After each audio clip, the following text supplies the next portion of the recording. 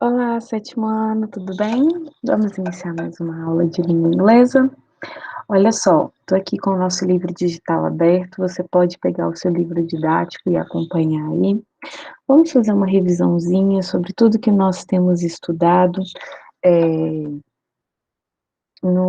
língua inglesa, tá? Então, nós começamos a falar sobre recipes, lembram as receitas? Falamos um pouquinho sobre as características de uma receita. Ela começa com o título, depois vem os ingredients, depois vem o method ou a preparation, né? Que são aqueles passos ensinando como deve ser preparado e tudo mais. Nessa parte da preparation, a gente viu que a maioria dos verbos que são utilizados, se não todos eles, são colocados numa forma verbal chamada de imperative. Lembram? O imperativo, ele é usado para dar ordens, para dar comandos, instruções. Por isso que na parte da preparação de uma receita, a gente utiliza verbos no imperativo, porque são comandos, são instruções que são dadas numa receita, certo? Então, a gente viu que o imperativo, ele é formado pelo verbo na sua forma normal, sem o to, certo? Então, quando o verbo tem to e o verbo, ele está no infinitivo, né? Por exemplo, to go é o verbo no infinitivo, sem ser conjugado. Mas quando eu uso ele no imperativo, eu só tiro esse to e vira go, ok? Então, go, do, make, have, close, open, cook, né? Add, a gente viu que são os verbos no imperativo, sem esse to antes deles, né? Nós fizemos bastante exercícios sobre imperative, fizemos exercícios sobre como montar uma receita, lembram disso? E aí, depois nós falamos sobre o verbo to be, né? Que é um verbo muito estudado, vocês têm estudado bastante o verbo to be, que é nada mais que o verbo ser ou o verbo estar em português, né? Então, a gente fala, por exemplo, eu sou Nicole. I am Nicole, né? Então, aqui a gente tem um quadrinho com toda essa como que a gente fala? Resumo, né?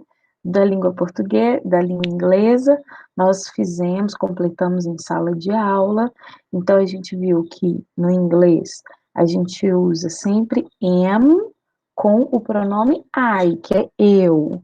Depois, is é sempre singular, are é sempre plural. Não varia, nada além disso, né? Se for uma negativa, a gente só acrescenta o not. Então, I am not, she is not, we are not, ok? E se for uma interrogativa, no inglês, o verbo inicia a pergunta. Então, are you, is he, ok? Sempre o verbo vai vir primeiro quando a gente faz uma interrogativa no inglês. Além disso, a gente falou sobre o supermarket, né? E agora a gente vai falar um pouquinho sobre um outro tipo de verbo, que é o verbo there be, tá lá na página 11 do nosso livro didático. There be é o verbo sem ser conjugado, vocês já sabem, né? Mas ele significa existir, tá? Então, no inglês a gente já viu, né, que is é para singular, are é para plural. Vou abrir um quadrinho aqui para eu poder explicar tudo isso para vocês. Então, a gente já viu que no inglês, is a gente usa para plural, is a gente usa para singular e are a gente usa para plural. There be está no infinitivo, ele ainda não foi conjugado, tá? Então, quando eu falo there is a boy in the class. Significa que existe um boy ou tem um boy na sala, ok? There is sempre vai ser singular, ok? Agora, quando eu quero falar que no plural, que existe alguma coisa no plural, eu posso colocar there are girls studying in the class, ok? Não sempre vai ser plural. Isso aqui é tranquilo, não tem dúvidas, né? There is, singular, there are, plural. E a regrinha sempre vai ser a mesma, tá? Se a gente for fazer uma negativa, a gente vai acrescentar o not, ok? Então, there is not a boy in the class.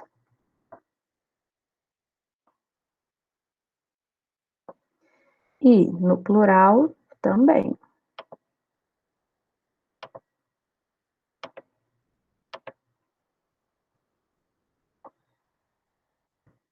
There are not girls studying in the class. Ok? Agora, se for uma interrogativa, aquilo que a gente já estudou, né? O verbo muda de lugar em inglês, ok? Então, olha só. Se eu vou fazer uma pergunta. Is there a boy in the class?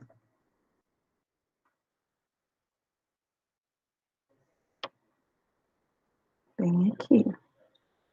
E no plural, vou pôr de verdinho aqui. Are there girls studying in the class? Mesma coisa. Dúvidas, pessoal? Agora a gente vai falar de outras duas palavrinhas que normalmente a gente usa junto com there is e there are, que são some e any. O que são essas palavrinhas? Some e any, em português, seria algum ou alguma ou alguns ou algumas, ok? Então, quando eu quero falar de uma quantidade indefinida de alguma coisa, ok? Some a gente sempre vai usar para falar de coisas na afirmativa, tá? Então, some affirmative.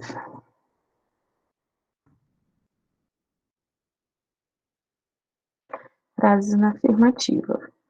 Por exemplo, there are some girls in the class. Você sabe que é mais de uma girl que está na sala, mas você não sabe quantas são, ok? Agora, any a gente usa para falar de negativas, negatives e interrogatives, ok? Deixa eu descer isso aqui. Então, por exemplo, there are not any girls in the class. Falando que não tem nenhuma menina na sala.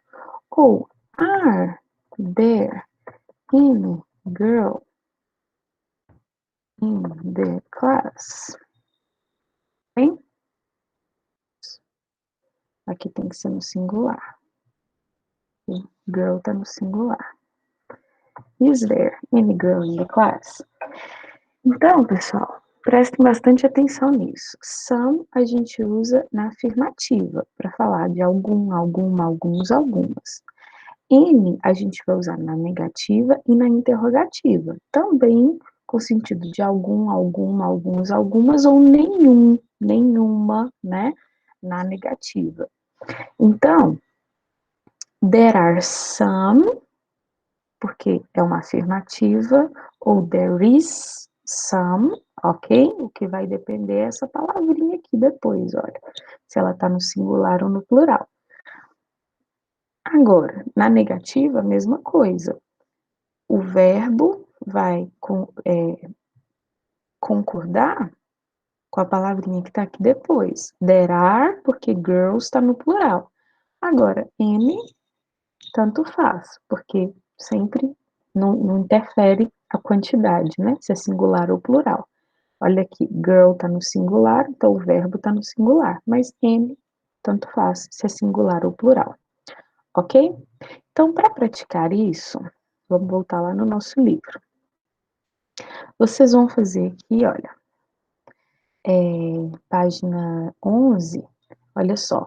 Now, analyze the sentences in the chart and answer the questions. Então, vocês vão pensar que nessas frases que estão aqui, vamos pensar, olha, singular. A gente usa there is ou there are.